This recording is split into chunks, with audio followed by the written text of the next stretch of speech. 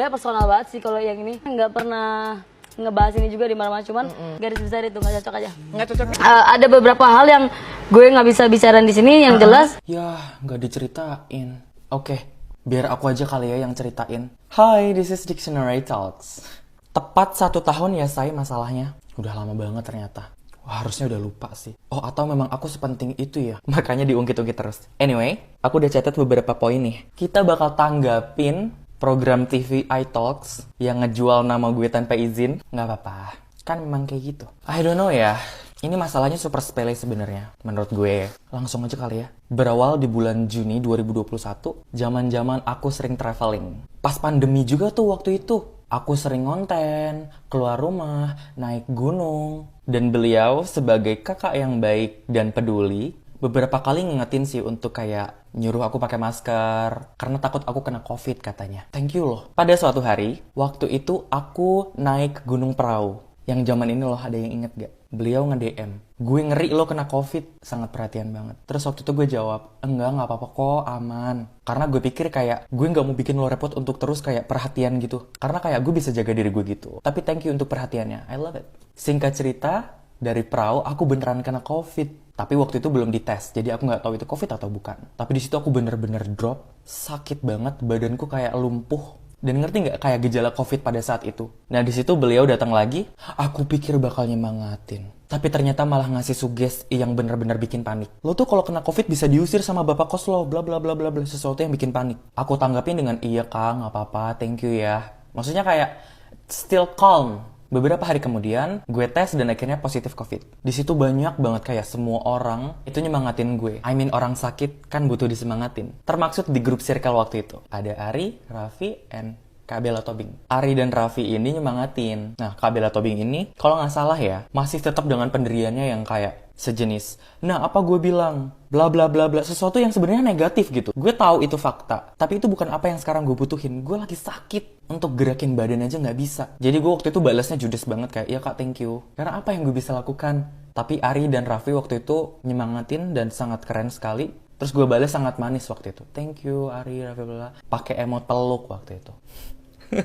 Terus si Kak Bella Tobing ngebales. Giliran sama Raffi Ari aja pakai emot peluk. Sama gue cuma thank you. Di situ dia langsung bilang, jangan ada yang pernah lagi masukin gue ke grup ini. Bam! Dia out. Bam! Instagram aku di remove. Dia langsung cut off Ray. Gitu. Di pembahasan iTalks ini seolah-olah dia yang paling sakit hati. Gue udah terlalu sakit hati juga sebenarnya.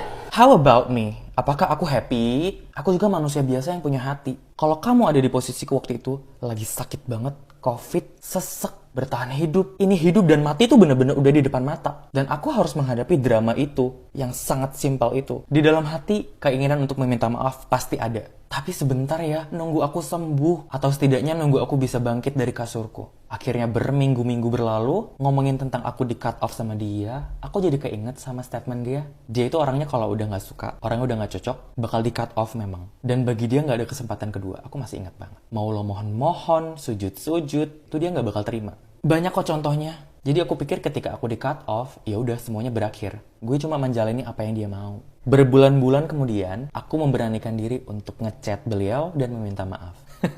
Dibaca kok sama dia, tapi setelah itu aku langsung di-block. Ya seperti yang aku duga, memang udah gak ada kesempatan. Jadi memang lebih baik pergi dan mencari kehidupan baru. Oke, sekarang kita tanggapin tentang iTalks-nya. Orang banyak kok yang gak teman sama dia. Seolah-olah kayak semua orang ya. Terus seolah-olah kayak, Ray gak punya teman sama sekali.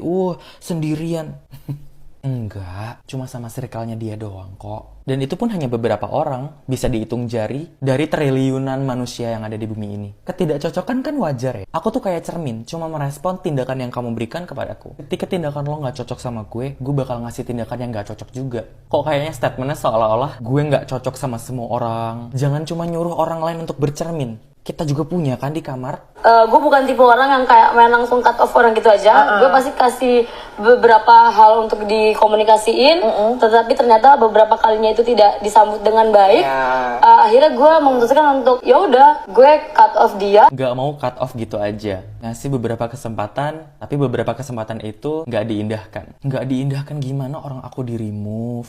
Terus pas aku chat minta maaf, aku di block. Dan dia lebih memilih untuk terus menebar kebencian kepada media massa. Ini yang tahu-tahu aja ya, dia sering banget sih kalau lagi nge-live, kayak nyindir-nyindir, ngerendahin. Dan aku gak pernah gubris itu sih, karena aku bukan dia. Kita semua dipertemukan dan mereka tuh cerita permasalahan mereka antar satu dengan si dia.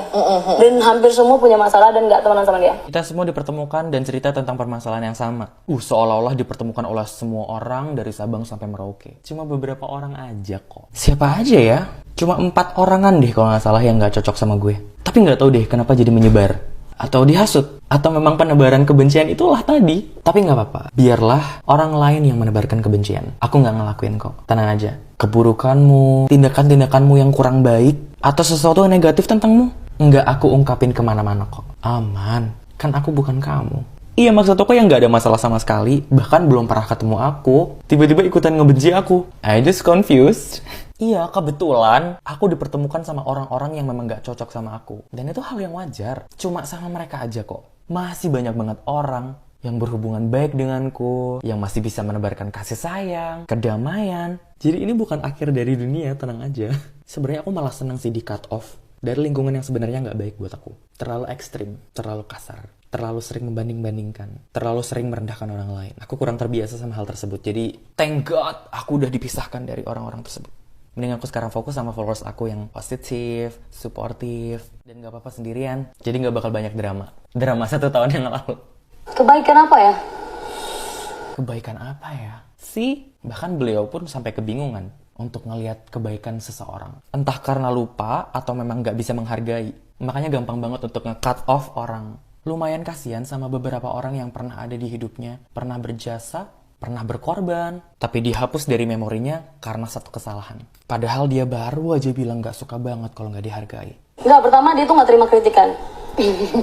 Dia gak terima kritikan. Bener sih, aku gak suka dikritik, bener banget. Karena aku punya standar untuk dikritik. Aku masih terima, tapi harus lolos standar aku. Dengan kalimat yang benar, tujuan yang baik, sopan, dan membangun. Tapi kalau kasar, jatuhnya menghina, mempermalukan, itu bukan kritikan sih menurut aku. Jadi aku gak bakal terima itu. Aku jadi keinget satu kalimat yang dilontarin followersnya dia ke aku. Pantesan aja ibu lo mati. Lo bencong sih, banyak masalah. Awas lo sampai ngata-ngatain Kabela lagi. Gue tandain lo. Bacanya sedih sih, tapi gue bisa berbuat apa? Kenapa followersnya bisa begitu? I don't know. Mungkin memang penebaran kebencian itu tadi. Kalau followers aku kan gak ada yang kayak gitu ya. Soalnya opininya gak ada yang aku giring. Tetap peace, damai, kalem. Soalnya FYI, ini bukan orang pertama yang gue giniin. Bener kan? Aku bukan orang pertama yang digituin.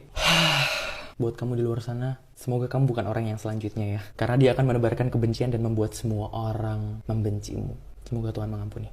Anyway, for you, Kabela Tobing yang terhormat, thank you so much. Udah pernah jadi inspirasi buat hidup gue. Gue kayaknya gak bakal ada di titik ini deh kalau bukan karena lo. Itu yang pengen lo denger ya. Sebenarnya masih banyak banget hal yang bisa gue sampaikan. Tapi gue benci kegaduhan.